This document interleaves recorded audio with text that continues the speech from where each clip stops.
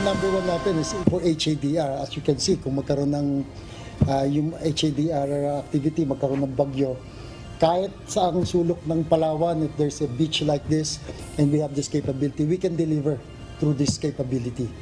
Ipinakita ng Armed Forces of the Philippines ang kanilang kahandaan upang tumulong at maghatid ng serbisyo kung sakaling magkakaroon ng mga kalamidad katulad na lamang ng bagyo. Ito ang tiniyak ng Armed Forces of the Philippines kahapon sa isinagawang Amphibious Operation Simulation Training ng Western Command sa probinsya ng Palawan. Mahigit 100 mga tauhan ng Marine Battalion Landing Team 9 ang nakisali sa exercises gamit ang Amphibious Assault Vehicles o AAV. Ipinakita rin dito kung paano magsagawa ng amphibious landing mula sa barko ng Pilipinas na BRP Davao del Sur na siyang katuwang sa isinagawang aktibidad. Kasama rin sa umikot sa Himpapawid ang chopper ng AFP Western Command.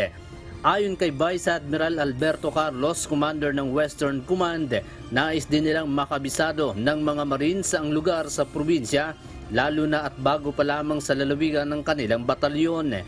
Nais din ito na magkaroon ng mabilis na ugnayan, lalo na sa mga operasyon.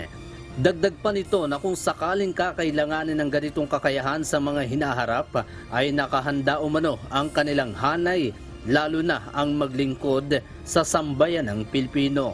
So as a Western Command, this is the capability given to me.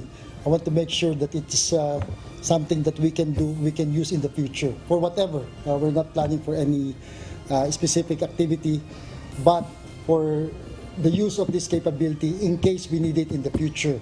Andy Pagayona, UNTV News and Rescue. Diyos ang aming sandigan, serbisyo publiko ang aming pinahahalagahan.